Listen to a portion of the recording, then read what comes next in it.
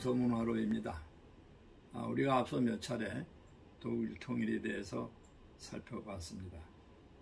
오늘은 제가 독일에서 직접 통일 현장을 체험한 것을 한번 다시 상기해 보겠습니다. 1990년 7월 1일 사실상 독일의 통합이 이루어집니다. 그래서 그때 우리가 중요한 사건이 서베를린과 동베를린 사이에 있는 미국과 소련 간의 대치였던 그 찰리 검문소가 철거되는 장면입니다. 바로 이 장면이 그 당시 디 벨트라는 신문에 났던 기사입니다.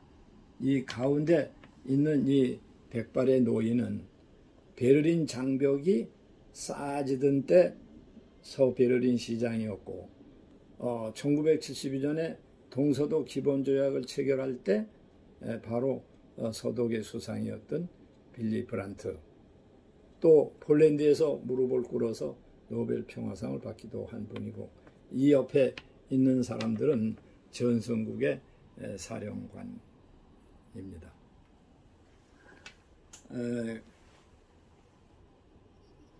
바로 이러한 찰리 검문소가 없어지고 동서베를린 그리고 동서독이 통일이 되던 그 시기, 저는 베를린에 한 할머니 혼자 사는 집에 하숙을 하고 있었습니다.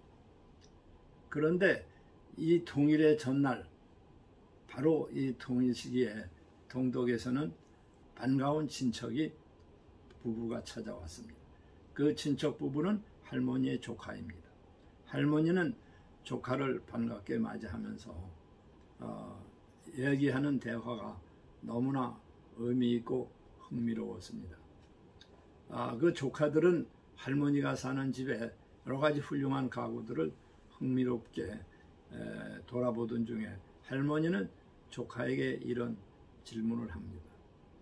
나는 폴란드에게 빼앗긴 땅에서 아무것도 없이 빈몸으로 여기까지 와서 이렇게 새로운 집을 짓고 안정되고 잘 살게 되었는데, 너는 어떻게 해서 45년 동안 놀지는 않았을 텐데 그 모양으로 오늘날 되었느냐. 이에 대해서 조카는 당황해하면서 머리를 극적이며 그거는 그 소련 놈들이 다 빼앗아 가서 그렇습니다 하고 대답을 합니다. 할머니는 웃으면서 그러면 빼앗아간 소련 사람들은 왜 또 못 사느냐. 이에 대해서 조카는 다시 할 말이 없는지 머리를 극적이며 아마도 자유롭지 못하고 관료주의 때문이 아닌가 생각을 합니다. 사실상 그 어려운 문제를 평범한 조카가 어떻게 제대로 대답을 할 수가 있겠습니까? 나는 그 이튿날 이 부부들과 함께 라인강에서 배를 타고 그 아름다운 백길을 유람을 했습니다. 이 부부들은 동독에 있을 때, 그냥 통일되기 전이죠, 언제 라인강에서 배를 타고 즐길 것인가 고심을 했는데 꿈이 이루어졌다고 아주 기뻐하면서 주변의 아름다운 전경, 그 다음에 잘 가꾸어진 도시들을 보면서 눈물을 흘리는 모습을 보면서 저도 눈시울이 뜨거워졌습니다. 우리가 언제 북한의 대동강에 가서 배를 타고 또 북한 사람들이 우리 한국에 와서 한강에 배를 타면서 즐길 수 있을 것인가 하는 생각을 해봤기 때문입니다. 다음날 다시 나는 막스 부부의 안내로 동베를린을 걸을 수 있었습니다. 특히 동베를린의 시장은 붉은 집이라고 우리가 보통 불렀는데, 그 붉은 집 앞 광장에 이르렀더니 거기에는 우리가 잘 아는 공산주의의 사상의 시조 칼 마르크스가 앉아 있고, 그 옆에는 엥겔스, 그의 제자인 유명한 엥겔스가 서서 스승을 보위하고 있었습니다. 이 모습을 보면서 막스 씨는 얘기합니다. 아마도 저들은 이런 생각을 할 거야. 이제 우리는 어디로 가야 하지? 그 시기가 바로 해가 넘어가는 황혼이었는데 사회주의나 동독의 운명이나 또는 그 시기로 보아서 아주 간단한 의미 있는 한마디였다고 생각을 합니다. 그 당시 나는 이렇게 동서독이 통일이 되었는데 모든 사람들이 관심을 가졌던 도대체 얼마쯤 시간이 가야 동서독의 차이가 해소가 될 건가 하는 문제에 관심을 갖고 그 실무자들을 찾아서 대담도 해보았습니다. 제가 평소에 알았던 독일 연방정치교육국의 국장 한스 프랑켈 박사와 만나서 이 문제에 대해서 물었습니다. 얼마쯤 가야 동서독 간의 차이가 해소가 되겠습니까? 그는 이렇게 대답합니다. 갈라진 시간만큼은 최소한도 걸리지 않겠습니까? 갈라진 시간이라면 정확하게 45년입니다. 그러면 45년은 걸린다는 얘기입니다. 그러면서 덧붙이기를 45년이 가도 아마도 안 될지도 모릅니다. 왜냐하면 같은 나라에도 잘 살고 못 사는 곳이 있는데 하물며 반세기나 서로 다른 체제에서 갈라졌던 양측이 그렇게 빨리 차이가 해소가 될 수 있으리라고 생각하지 못합니다. 라는 대답이었습니다. 참 사려 깊고 우리가 깊이 생각할 수 있는 그런 대답이었다고 생각합니다. 통일이 된 뒤에 나는 작센주의 아름답고 교통의 중심지인 라이프치히를 찾았습니다. 이 도시는 매우 유명한데 왜냐하면 바로 이 도시의 니콜라이 교회에서 일어나는 월요일의 시위가 점점 확산되면서 동서베를린의 장벽이 무너지고 독일 통일로 이어졌기 때문입니다. 그래서 이 도시의 니콜라이 그 교회 앞에는 바로 이와 같은 조형물, 기념 조형물이 만들어져 있었습니다. 보시다시피 이러한 돌로 만든 표대 위에는 푸른 식물이 모습이 있었죠. 그러니까 매우 간단하지만은 상당히 의미가 있었던 곳입니다. 그리고 그 밑에는 발자국들과 함께 이런 글씨들이 쓰여 있습니다. 비어진트 다스복, 우리는 같은 한 민족이다. 통일되기 전에 시위하던 사람들이 외치던 구호였습니다. 이 당시에 나는 우선 가장 흥분된 생각으로 첫 관광을 드레스덴으로 떠났습니다. 베를린에서 드레스덴은 거리가 좀 멀긴 합니다만은 떠나기 전에 함께 여행을 했던 어느 우리 대학의 교수님이 상당히 근심하는 모습을 보았습니다. 그 당시에는 아직 동독이고 사회주의 국가였기 때문에 만일 우리 여권에 동독 도장이 찍히면 어떡하느냐 하는 근심이었습니다. 저는 웃으면서 이렇게 말했습니다. 찍히면 오히려 더 기념이 되지 않겠습니까?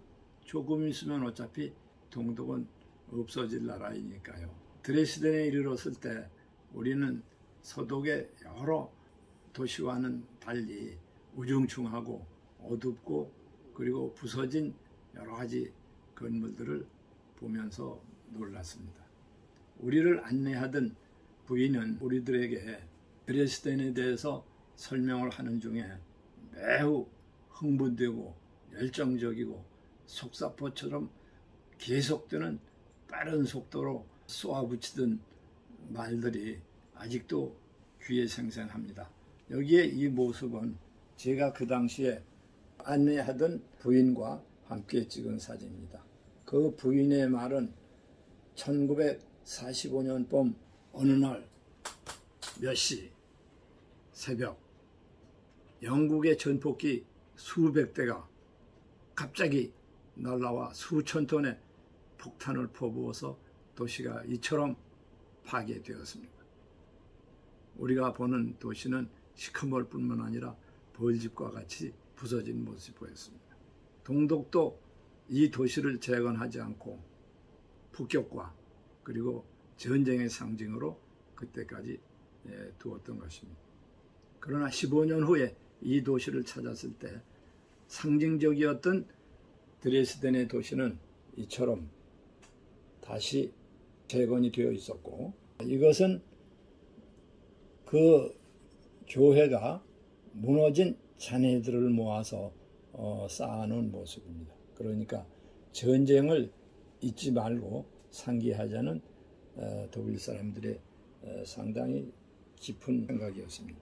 우리들은 통일이 되고 나서 동베를린에 있는 작은 강이 슈프리 강이 있는데 그 강에 유람하는 조그만 관광선을 타고 가는 모습입니다. 이것은 베를린에는 아주 세계적으로 유명한 박물관이 있는데 그 박물관을 싸고 돕니다. 이 강이. 그래서 박물관 섬이라고 하는데 이 박물관 섬을 지날 때의 그 유람선의 모습입니다. 그래서 이것도 역시 동베를린에서 우리가 체험한 중요한 한 체험이고 모습입니다. 통일이 된 뒤에 서독인들은 오늘날까지도 경제적으로 동독을 돕기 위해서 연대기금이란 명목으로 세금에다 일정 금액을 냅니다. 말하자면 통일세라고 할 수 있겠죠. 이에 대해서 당연히 독일 시민들이 불만을 가질 수 있습니다. 이 불만에 대해서 당시 독일의 대통령 바이체커는 여러분들, 국민 여러분, 이 괴로움은 통일에서 오는 것이 결코 아니고 우리의 분단에서 온다고 생각하십시오.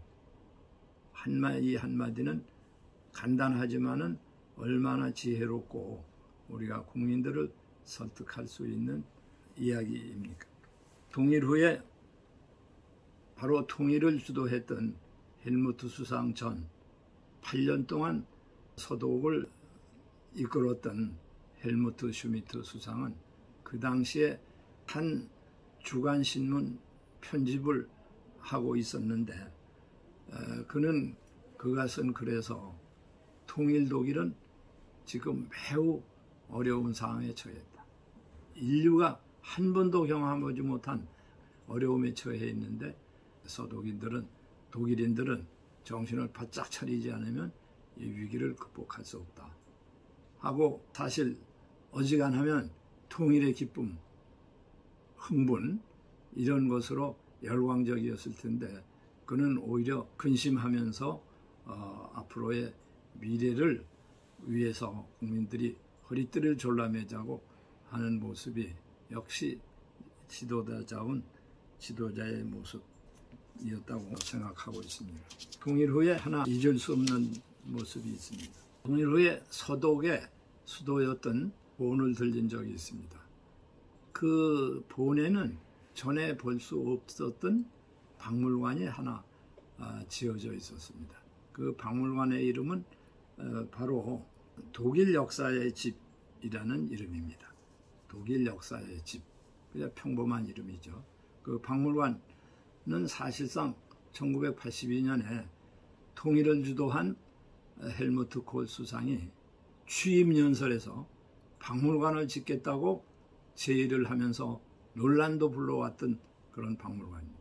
취임하면서 시작해서 본에 짓던 박물관은 박물관이 완성되기 전에 통일이 됐습니다. 그래서 94년에 박물관이 완성되는데 그 박물관에는 말하자면 분단에서부터 통일이 되기까지에 있었던 여러 가지 물건들이 모여 있었죠. 그러니까 박물관 하면 우리가 아주 옛날 물건들이 잔뜩 있는 것으로 생각하지만은 이 박물관에서는 옛날 모습보다는 아주 근현대적인 모습들, 우리가 전쟁이 끝났을 때 베를린의 참혹한 모습, 부서진 건물들, 통일을 하기 위해서 고르바초프와 코올 수상이 산장에서 앉았던 나무 토막 의자들, 이런 것들이 그 안에 가득 있고, 계단이 아니고 걸어서 올라가면서 우리가 45년간의 역사를 볼 수 있는 역사의 현장이었죠.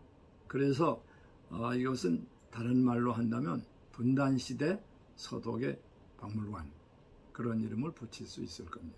그래서 이들은 서독에도 있던 이 박물관을 동독에도 확장시켜야 되겠다는 의미로 라이프치히에 분관을 만들어서 동독의 물품도 모으고 또 직원들을 파견하고 했다고 하는 관장의 이야기를 들었습니다.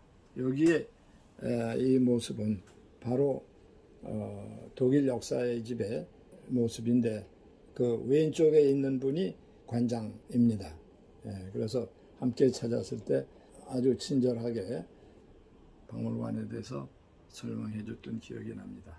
그래서 지금까지는 우리가 어떤 역사라든지 틀에 박힌 이야기가 아니라 분단 시대에 그 뜨거운 여름을 독일에서 지내며 걸으며 보고 느꼈던 이야기를 그저 우리가 옆에서 이야기하는 식으로 체험담을 좀 상기해 봤습니다.